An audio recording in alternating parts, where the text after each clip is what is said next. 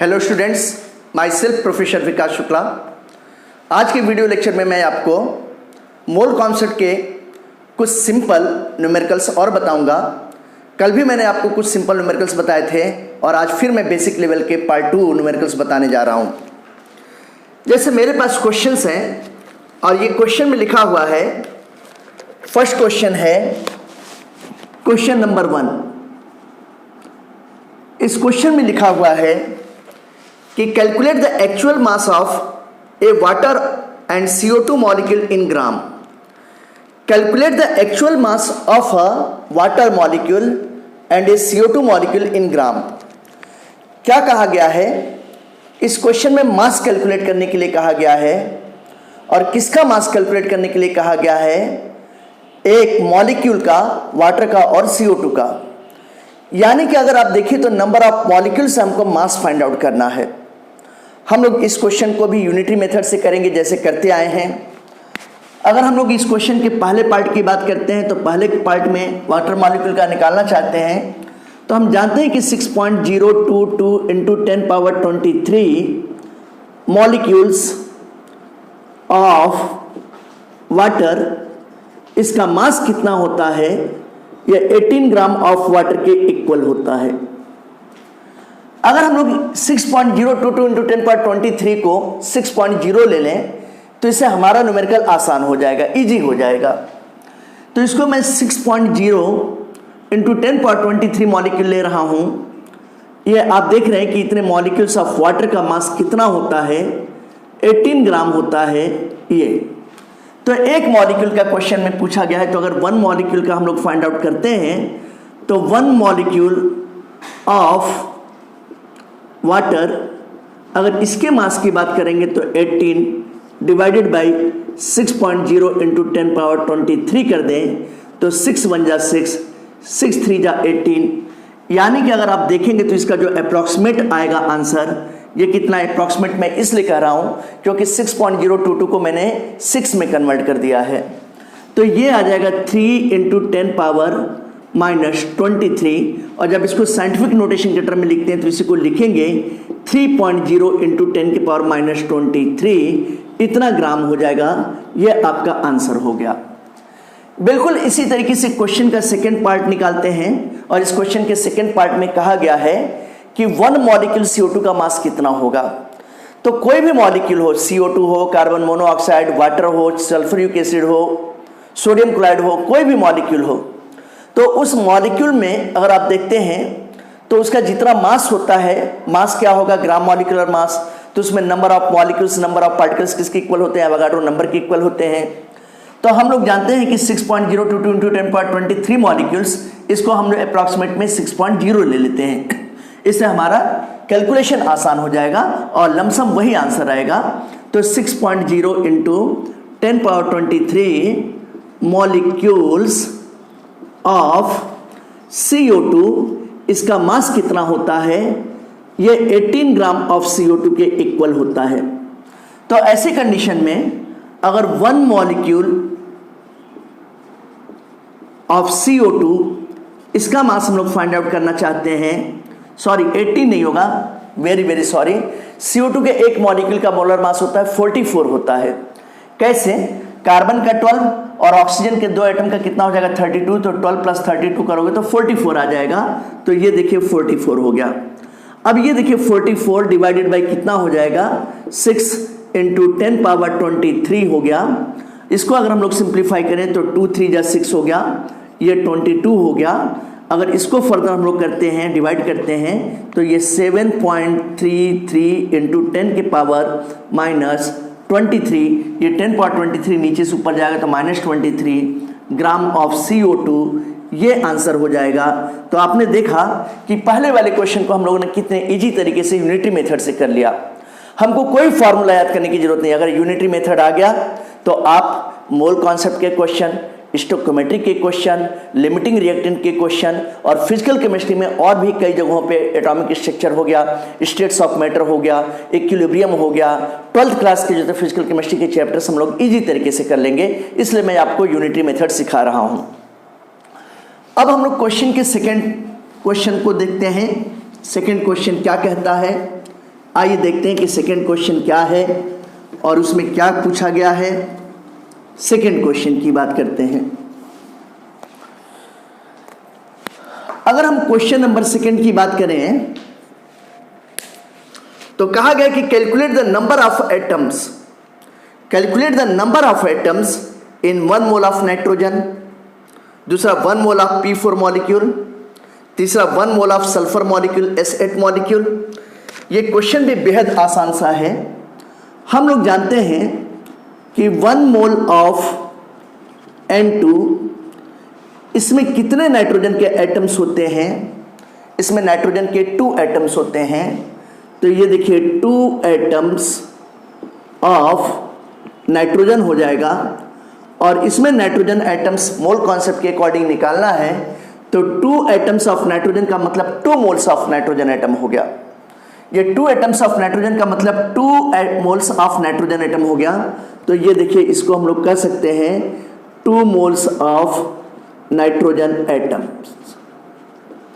अब इसको हम लोग देखेंगे तो 2 into 6.022 into 10 power 23 atoms of nitrogen हो गया। और अगर इसी को सिंप्लीफाई कर दें तो ये कितना हो जाएगा? 2 2 जा 4, 2 2 जा 4, 2 0 0, 2 6 12, 12.044 into 10 power 23 atoms of nitrogen हो गया। अगर इसको साइंटिफिक नोटेशन के टर्म में हम लोग कन्वर्ट करते हैं तो साइंटिफिक नोटेशन में हमने क्या बताया है कि डेसिमल के पहले एक नॉन जीरो डिजिट होगा, यानी कि कहने का मतलब है कि ये 1.2044 इंटू 10 पावर 24 हो जाएगा। इतने एटम्स ऑफ नाइट्रोजन। ये आपके पहले क्वेश्चन का आंसर आ गया।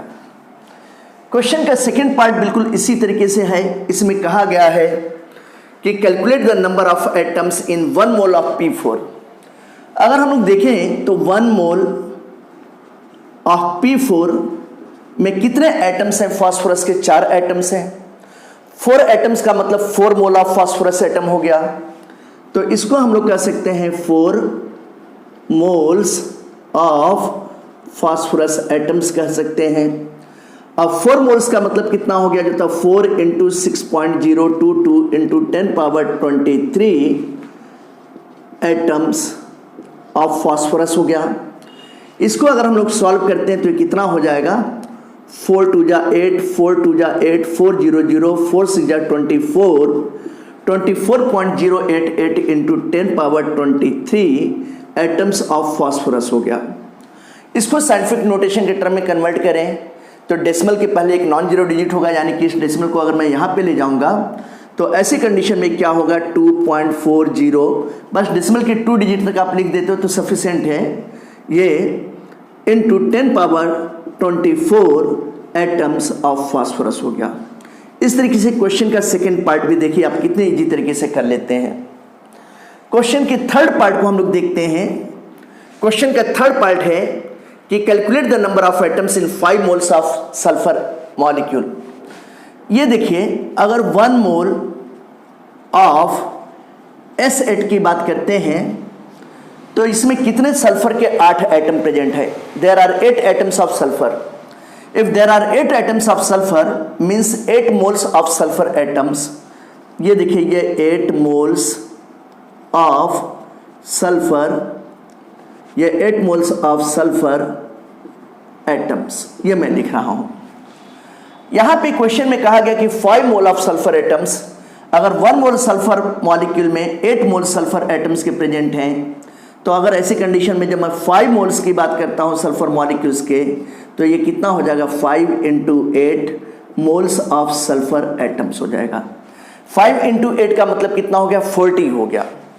अब जब 40 हो गया तो इसमें number of atoms find out करना चाहता हूं तो 40 into 6.022 into 10 power 23 atoms of sulphur. अगर ये जीरो को मैं यहाँ पे जो था ले लूँ 10 को 10 के फॉर्म में तो 10.24 हो जाएगा। यानी कि कहने का अर्थ है कि 4 into 6.022 into 10 power 24 atoms of sulphur हो जाएगा। अगर इसमें 4 से मल्टीप्लाई करते हैं तो कितना आएगा? आप देखिए 4 से मल्टीप्लाई करने पर ये रिजल्ट आया है, यानी कि 24.088 into 10 power 24 atoms of sulphur. और अगर इसको साइंटिफिक नोटेशन के टर्म में कन्वर्ट करते हैं तो ये हो जाएगा 2.40 इंटू 10 पावर 25 हो जाएगा। क्योंकि मैं साइंटिफिक नोटेशन के टर्म में कन्वर्ट किया हूँ तो 10 पावर 24 से जो है 25 होगा। जब 10 पावर 24 में कन्वर्ट करेंगे तो फिर से इसमें 10 में मल्टीप्लाई करेंगे तो इसी फॉर्म में आ जाएगा। ये इतने एटम्स ऑफ सल्फर हो जाएगा। इस तरीके से आपने देखा कि इस क्वेश्चन के 3 पार्ट दिए थे और तीनों पार्ट हम लोगों ने बहुत ईजी तरीके से कैलकुलेट कर लिया। ये आंसर हो गया, ये दूसरा वाला आंसर हो गया फास्फोरस के लिए, और ये तीसरा वाला आंसर किसके लिए हो गया, सल्फर के लिए। यानी कि अगर आपका कॉन्सेप्ट क्लियर है तो कोई भी क्वेश्चन हो, कोई भी सब्सटेंस हो, कोई भी मॉलिक्यूल हो, उससे कोई फर्क नहीं पड़ता है। आइए, ये क्वेश्चन भी आपको समझ में आ गया होगा। अब क्वेश्चन के हम लोग थर्ड पार्ट को लेते हैं। क्वेश्चन का थर्ड पार्ट यानी कि थर्ड क्वेश्चन की मैं बात कर रहा हूं। थर्ड क्वेश्चन भी इजी है, किसी भी तरीके का कोई इसमें प्रॉब्लम नहीं होना चाहिए। सारे के सारे न्यूमेरिकल्स मैं बेसिक लेवल के ही करवा रहा हूं ताकि आपको मूल कॉन्सेप्ट बहुत अच्छी तरीके से समझ में आ जाए। क्वेश्चन नंबर 3 की बात कर रहा हूं। कहा गया कि calculate the number of formula units. Calculate the number of formula units. इस क्वेश्चन में 3 पार्ट हैं। Calculate the number of formula units, number of oxygen atoms and total charge in 3 gram of carbonate ion. 3 gram carbonate ion दिया गया है। 3 ग्राम carbonate ion दिया गया है और उस 3 ग्राम कार्बोनेट आयन में आपको क्या फाइंड आउट करना है, number of formula units find out करना है। फार्मूला यूनिट्स का मतलब क्या हुआ, कोई भी अगर आयंस होता है, कैटायंस या एनायंस होता है, तो जब उसके मास को एक्सप्रेस करते हैं तो फार्मूला मास कहते हैं। जब हम लोग नंबर के टर्म में लिखते हैं तो नंबर ऑफ पार्टिकल के टर्म में लिखते हैं आयंस के लिए, तो उसको फार्मूला यूनिट्स कहा जाता है। ये बात आप ध्यान रखिएगा। इस क्वेश्चन को अगर आप देखेंगे तो मास से फार्मूला यूनिट्स कैलकुलेट करना है। फार्मूला यूनिट्स का मतलब number of particles, number of molecules, number of ions calculate करना है। ये बात आप समझिएगा। और क्वेश्चन में मास दिया गया है, 3 ग्राम कार्बोनेट आयन दिया गया है। आइए इस क्वेश्चन को हम लोग देखते हैं। क्वेश्चन का लैंग्वेज होता है थोड़ा सा घुमा के दिया है, but question is very very simple question. हम लोग जानते हैं कि कार्बोनेट आयन का मोलर मास कितना होगा, कार्बन का 12 और 3 ऑक्सीजन एटम मतलब 48, तो 48 प्लस 12 करोगे तो 60 ग्राम आ जाएगा। तो ये देखिए 60 ग्राम ऑफ कार्बोनेट आयन है। इस 60 ग्राम ऑफ कार्बोनेट आयंस में अगर आप देखते हो तो यहाँ पे नंबर ऑफ पार्टिकल्स किसके इक्वल होंगे, बोलिए, नंबर ऑफ यूनिट्स किसके इक्वल होंगे, अवोगाड्रो नंबर के। तो 60 gram of carbonate ion 6.022 into 10 power 23 हम लोग कह सकते हैं formula units of carbonate ion के इक्वल होगा। अगर हम लोग 1 ग्राम कार्बोनेट आयन की बात करते हैं तो 1 ग्राम ऑफ कार्बोनेट आयन में आप क्या देखोगे, 6.022 इंटू 10 पावर 23 डिवाइडेड बाई 60 हो जाएगा। इतने फार्मूला यूनिट्स हो जाएंगे कार्बोनेट आयंस के। क्वेश्चन में कहा गया कि 3 ग्राम में कितना होगा, तो 3 ग्राम में अगर हम लोग फाइंड आउट करते हैं तो ये देखिए 3 इंटू 6.022 को मैं 6.0 ले लेता हूं। ये हमको कैलकुलेशन करने में इजी हो जाएगा और आंसर में भी बहुत ज़्यादा फर्क नहीं पड़ेगा, डेसिमल का फर्क पड़ेगा। ये 60 कर देता हूं, इतना हो जाएगा। अगर हम लोग देखें इसको तो ये 6 10 का कितना हो गया, 60 हो गया। और अगर यहाँ पे हम लोग देखें तो इस 10 को अगर हम ऊपर ले जाएंगे तो 10.22 हो जाएगा। यानी कि हम लोग कह सकते हैं कि 3.0 इंटू 10 पावर 22 इतने फार्मूला यूनिट्स होंगे। ये अप्रॉक्स में ये होगा बेटा। ये आपके फर्स्ट पार्ट का आंसर निकल आया कि नंबर ऑफ फार्मूला यूनिट्स जो पूछ रहा है वो इतना ही होगा। अब इसी क्वेश्चन में कहा गया कि नंबर ऑफ ऑक्सीजन एटम्स कितना होगा। तो कार्बोनेट आयन में कितने ऑक्सीजन एटम्स हैं, 3 हैं। There are 3 atoms of oxygen.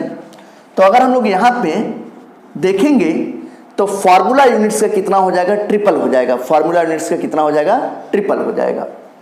तो ये देखें, अगर हम लोग number of oxygen atoms in carbonate ion देखते हैं, ऐसी कंडीशंस में कितना हो जाएगा, 3 इंटू जितना फॉर्मूला यूनिट्स के नंबर आए हैं 3 इंटू 10 पावर 22 यानी कि 9 into 10 power 22 atoms of oxygen ये आ जाएंगे।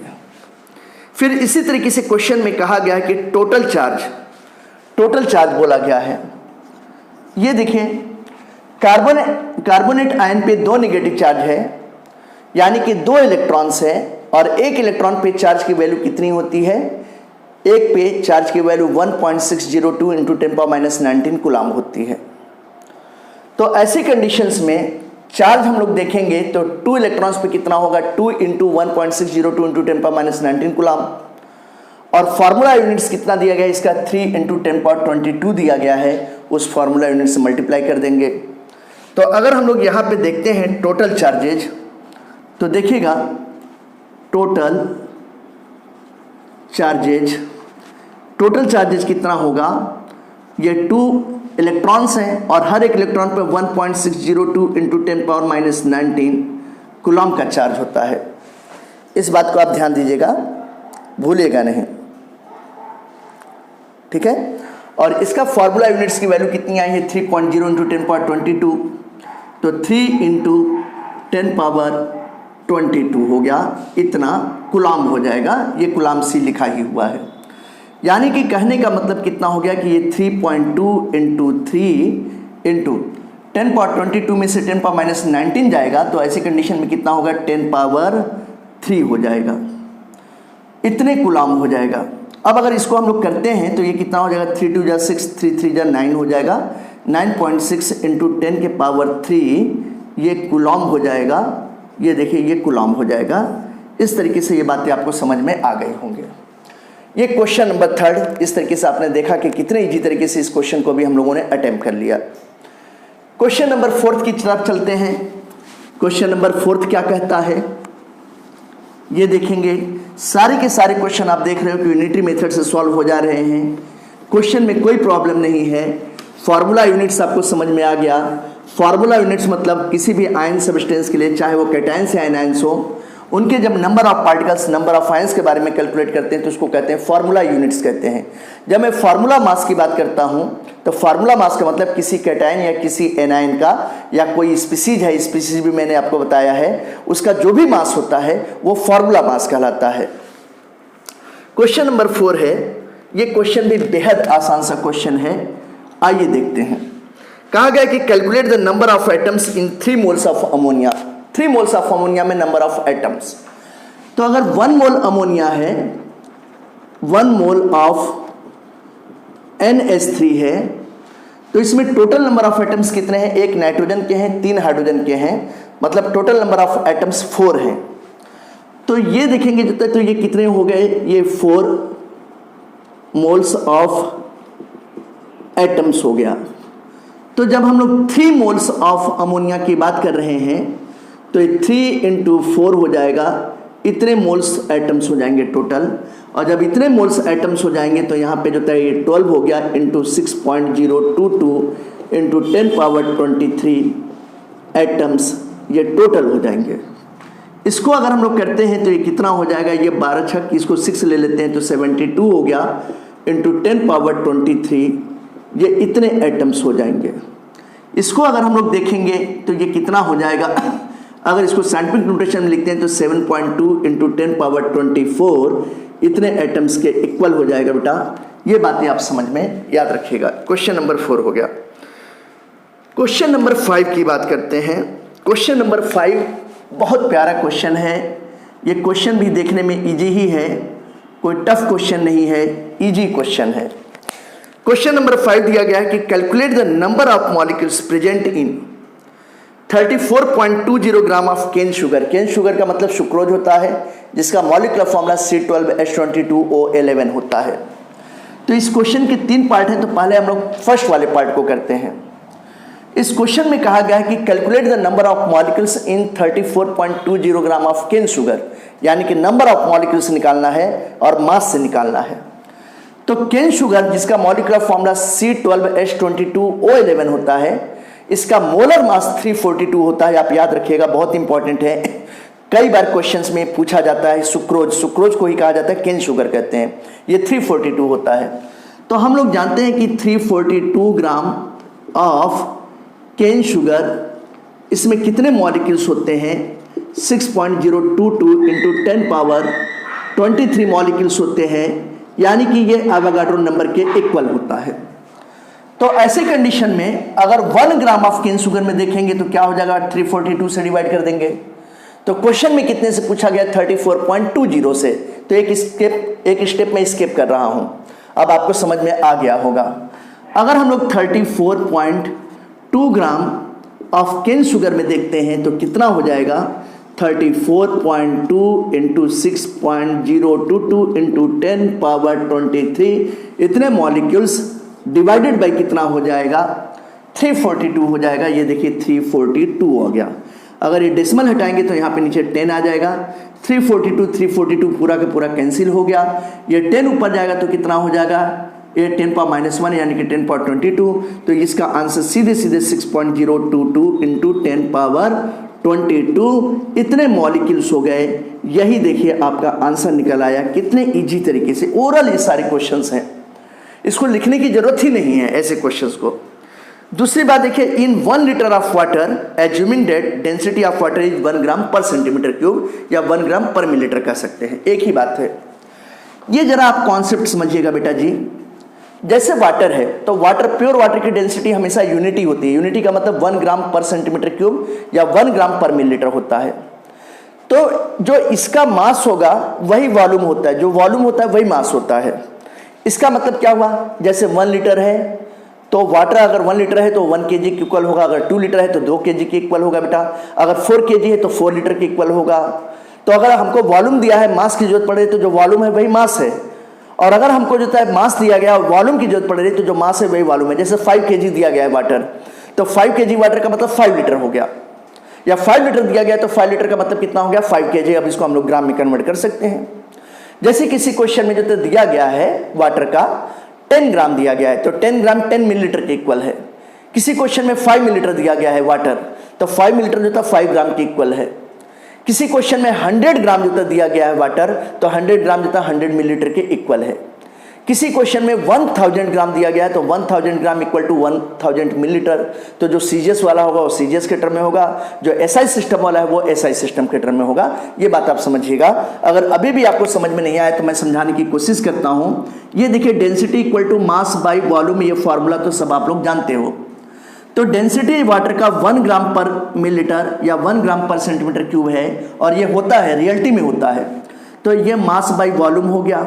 अगर इसी को हम लोग सॉल्व करेंगे तो इससे क्या समझ में आ रहा है कि ये V इक्वल टू एम हो गया, ये V इक्वल टू एम हो गया। तो अगर कोई भी सब्सटेंस है जिसका डेंसिटी यूनिटी है, डेंसिटी 1 है, तो जो वॉल्यूम होगा वही मास होगा, मास होगा वही वॉल्यूम होगा बेटा। यानी कि अगर इस क्वेश्चन में देखिए तो ये 1 लीटर वाटर दिया है, तो 1 लीटर वाटर जो है किसके इक्वल होगा, 1 kg। 1 लीटर में कितना होता है, 1000 मिलीलीटर होता है, तो ये कितना हो जाएगा, 1000 ग्राम हो जाएगा बेटा। आया समझ में आ गया होगा। ये कॉन्सेप्ट आप ध्यान रखिएगा, ये बहुत इंपॉर्टेंट कॉन्सेप्ट है और आगे भी आपको कई ढेर सारे चैप्टर्स में काम में आएंगे ये। अब इस क्वेश्चन में दिया गया क्वेश्चन का दूसरा पार्ट कि इन 1 litre of water, 1 litre water का मतलब जो था 1000 मिलीलीटर इक्वल टू 1000 ग्राम। मास की जरूरत पड़ेगी तो मैं 1000 ले लूंगा, आंख मूंद के ले लूंगा, मुझे कोई जरूरत ही मतलब सोचने की नहीं है। तो इन 1 litre of water assuming that density of water is 1 ग्राम पर सेंटीमीटर क्यूब, 1 लीटर वाटर में नंबर ऑफ मॉलिक्यूल्स निकालना है वाटर का।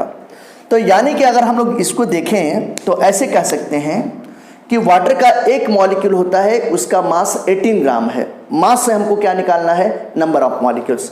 तो हम लोग जानते हैं कि 18 ग्राम ऑफ वाटर है, उसमें कितने मॉलिक्यूल्स होते हैं, एवोगाड्रो नंबर के इक्वल होते हैं, मतलब 6.022 इंटू 10 पावर 23 इतने मॉलिक्यूल्स ऑफ वाटर होते हैं, इसमें कोई डाउट ही नहीं है। अब अगर हम लोग क्वेश्चन में कहा गया कि 1 लीटर का मतलब किसके इक्वल है, 1000 ग्राम के इक्वल है। अगर हमको 1000 ग्राम में निकालना है तो क्या होगा, 1 ग्राम में कितना होगा, डिवाइडेड बाय 18 हो जाएगा। तो 1000 ग्राम में कितना होगा, 1000 से मल्टीप्लाई हो जाएगा। अब ये मैं एक स्टेप स्किप कर दे रहा हूं, फिर से यहाँ पे 1000 ग्राम ऑफ वाटर है, तो इसका मतलब क्या हुआ कि यहाँ पर 6.022 को मैं 6 ले लेता हूँ राउंड फिगर में, ये 6 इंटू 10⁻23 इंटू 1000 ऊपर आ जाएगा, डिवाइडेड बाई 18 हो जाएगा। तो 6 1 जा 6, 6 3 जा 18 हो गया। अब अगर आप यहाँ पे देखेंगे तो ये 1000 है, 1000 में मैं क्या करता हूँ कि 100 का यानी कि 10⁻2 का जो था इसके साथ ऐड कर देता हूँ, तो 10⁻20 हो गया। और 10 में अगर 3 से डिवाइड करेंगे तो कितना हो जाएगा, ये हो जाएगा 3.33 इंटू 10⁻25, इतना हो जाएगा। और ये क्या हो गया, these are the molecules, these are the molecules. Have you got it, any problem? समझ गए? ये क्वेश्चन का सेकेंड पार्ट भी हो गया। अब इसी क्वेश्चन का मैं आपको सी पार्ट बताने जा रहा हूं, इसी क्वेश्चन का मैं सी पार्ट बताने जा रहा हूं, इस बात को भी आप ध्यान रखिएगा। ये देखिए क्वेश्चन का सी पार्ट है और ये क्या दिया है, इन 1 drop of water having mass 0.05 ग्राम। मैं आपको बता देना चाहता हूं, वाटर का 1 ड्रॉप हो, वाटर का 10 ड्रॉप हो, पूरी की पूरी नदी हो, पूरा का पूरा टंकी हो, कुछ भी हो, रिवर वाटर हो, जब वाटर के मास की बात करेंगे तो वाटर का मास कितना होगा, 18 ग्राम होगा। ये याद रखिएगा, एक मॉलिक्यूल का ही मास लेते हैं। तो अभी अभी हम लोगों ने देखा, ये क्वेश्चन बिल्कुल सी वाला जो था बी से पार्ट से मिलता जुलता है कि 18 ग्राम ऑफ वाटर है, इसमें कितना है नंबर ऑफ मॉलिक्यूल 6.022 इंटू 10⁻23, इतने मॉलिक्यूल्स हैं, किसके हैं, वाटर के हैं, और इतना होता है ये हम जानते हैं। तो क्वेश्चन में कहा गया है कि 0.05 ग्राम, तो 0.05 ग्राम का कितना मास होगा, उसमें कितने मॉलिक्यूल्स होंगे, सॉरी 0.05 ग्राम में वाटर के कितने मॉलिक्यूल्स होंगे, तो 1 ग्राम में कितना होगा, 6 डिवाइडेड बाई 18 कर देता हूँ, तो 0.05 ग्राम में कितना होगा, हम लोग एक स्टेप में स्केप कर रहा हूँ। 0.05 ग्राम ऑफ वाटर में अगर हम लोग देखेंगे तो इसको मैं राउंड फिगर में 6.0 इंटू 10⁻23 ले लेता हूँ, ये 0.05 होगा, डिवाइडेड बाई 18 होगा, तो 6 3 जा कितना हो गया, 18 हो गया। अब ये देखिए, अगर आप इसको देखेंगे तो ये पॉइंट अगर हटाएंगे तो ये नीचे कितना हो जाएगा, 100 हो जाएगा। 100 अगर ऊपर जाएगा तो 10⁻2 हो गया, यानी कि 10⁻21 हो गया, तो ये 10⁻21 हो गया, और यहाँ पे जो था कितना हो गया, 1 हो गया। तो यानी कि हम लोग ये कह सकते हैं, या इसी में जो था हम लोग कर दें 5 से जो था डिवाइड कर दें, तो ये 1 हो गया पॉइंट, फिर 1.6 इंटू 10⁻21, इतने मॉलिक्यूल्स हो जाएंगे। यही आपका आंसर हो गया, दिस इज द आंसर। कैसे, 5 में हम लोगों ने 3 से डिवाइड किया, तो 5 में 3 से डिवाइड किया तो कितना हो जाएगा, 1.6 हो जाएगा ना, 1.66 आएगा, 1.6 हमने लिखा। और ये 100 है, ये डेसिमल हटाया था तो नीचे 100 आया था, 100 ऊपर जाएगा तो 10⁻2 हो जाएगा, तो 10⁻21 हुआ। यही आपका आंसर आ गया। तो आपने देखा कि इस क्वेश्चन को भी हम लोगों ने कितने इजी तरीके से कर लिया। अब आज का लास्ट क्वेश्चन मैं आपको करवाने जा रहा हूं।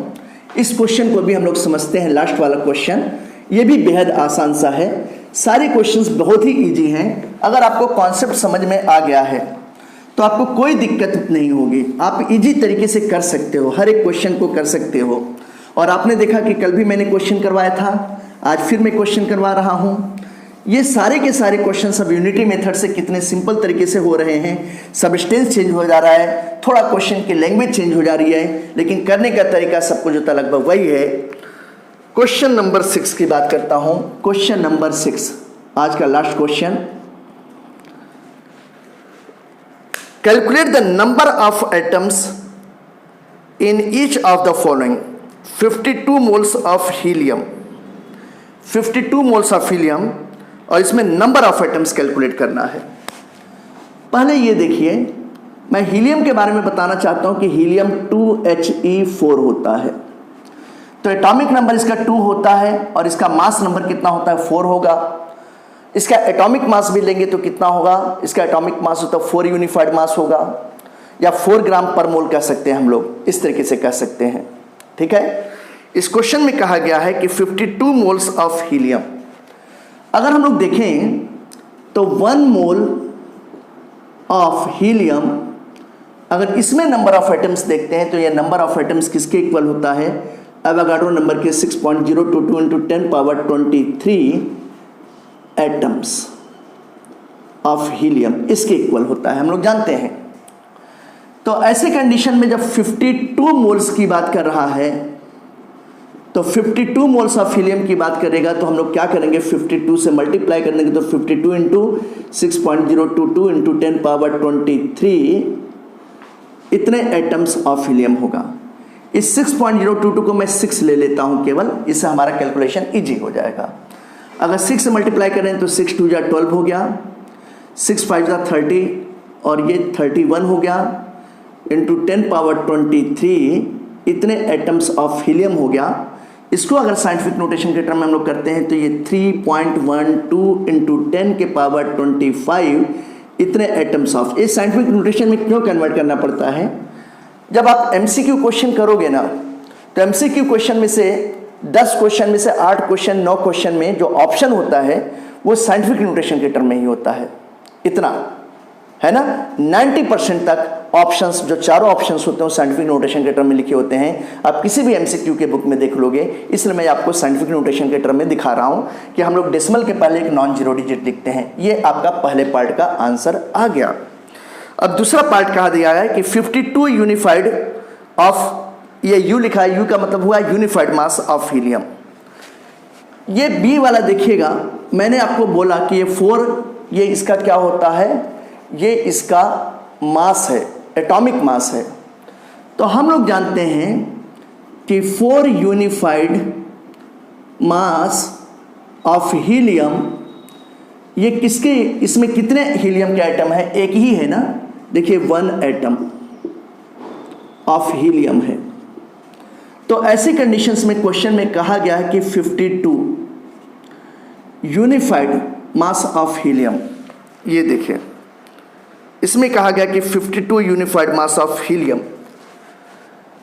तो जब यहां पर जाते हैं इस तरीके से कहा गया है 4 यूनिफाइड मास ऑफ हीलियम एक एटम के इक्वल है, तो 52 यूनिफाइड मास कैसे होगा, 1/4 इंटू 52 करेंगे। चलिए हम लोग कर लेते हैं, पहले 1 यूनिफाइड मास में देखते हैं। तो 1 यूनिफाइड मास में 1/4 एटम्स ऑफ हीलियम होंगे। तो ऐसी कंडीशन में 52 यूनिफाइड मास में कहा गया है, तो ऐसी कंडीशन में कितना होगा, ये 52 into 1 atoms of helium divided by 4 होगा। तो ये देखिए, ये 4 1 जा 4, 4 3 जा 12, यानी कि आंसर कितने होंगे बेटा, 13 एटम्स हो जाएगा। ये देखिए क्वेश्चन समझिएगा, बहुत इजी क्वेश्चन है, लेकिन इस क्वेश्चन को बच्चे जनरली मिस्टेक कर देते हैं। 99% बच्चा मिस्टेक कर देता है, जबकि क्वेश्चन कितना इजी है। फिर क्वेश्चन में दिया गया कि 52 ग्राम ऑफ हीलियम, सी वाला देखिए 52 ग्राम ऑफ हीलियम में कितना होगा, 52 ग्राम ऑफ हीलियम में कितना होगा एटम्स। जब यहाँ पे इसका एटॉमिक मास 4 यूनिफाइड मास है, तो 4 यूनिफाइड मास इक्वल टू कितना होगा, 4 ग्राम के। तो 4 ग्राम में number of atoms Avogadro number के इक्वल होते हैं। तो हम लोग जानते हैं कि 4 ग्राम ऑफ हीलियम, इसमें नंबर ऑफ एटम्स किसके इक्वल होते हैं, 6.022 इंटू 10 पावर 23 एटम्स के इक्वल होते हैं। तो 1 ग्राम ऑफ हीलियम की बात करता हूं तो ये कितना हो जाएगा, 6.022 इंटू 10 पावर 23 डिवाइडेड बाय मैं 4 कर देता हूं, ऐसे इतने एटम्स के इक्वल हो जाएगा हीलियम के। तो क्वेश्चन में कहा गया कि 52 ग्राम, जब 52 ग्राम की बात कर रहा है, 52 ग्राम ऑफ हीलियम की बात कर रहा है, तो ये देखिए हम क्या करेंगे, 52 कर दिया और जो 6.0 है, इस 6.0 को हम लोग ईजी के लिए क्या कर देते हैं, इसको ईजी के लिए हम लोग 6 मान लेते हैं। 6 हो गया डिवाइडेड बाई 4 हो गया इंटू 10 पावर 23 हो गया। इसको देखें तो ये 2 2 जा 4 हो गया, 2 3 जा 6 हो गया, 2 1 जा 1 हो गया, 2 2 जा 4, 2 6 जा 12, यानी कि 26 इंटू 3 हो गया। इसको सॉल्व करेंगे तो 3 6 जा 18 हो गया और 3 2 जा 6 7 हो गया, 78 इंटू 10 पावर 23 हो गया। इतने एटम्स हो गए। और अगर इसको हम लोग साइंटिफिक नोटेशन के टर्म में कन्वर्ट करना चाहें तो 7.8 इंटू 10 पावर 24 होगा, 7.8 इंटू 10 पावर 24, स्पेस नहीं है, इसलिए मैं कन्वर्ट नहीं कर पा रहा हूँ। 7.8 इंटू 10⁻24 कहेंगे, ठीक है ना। इस तरीके से आपने देखा कि आज के सभी 6 क्वेश्चन जो कि बहुत ही बेसिक, बहुत ही सिंपल लेवल के क्वेश्चन थे, कितने इजी तरीके से, बस थोड़ी सी सावधानी आपको रखनी है, हमने सॉल्व कर लिया। ये क्वेश्चन, आज का वीडियो लेक्चर आपको समझ में आया होगा, ठीक है। अगले लेवल पर अगले बार थोड़ा सा क्वेश्चन के लेवल को हम लोग और राइज करेंगे, थोड़ा और कॉम्प्लिकेटेड बनाएंगे, थोड़ा और जो है चीज़ों को समझने की कोशिश करेंगे। थैंक यू, तब तक पढ़ते रहिए। जय हिंद।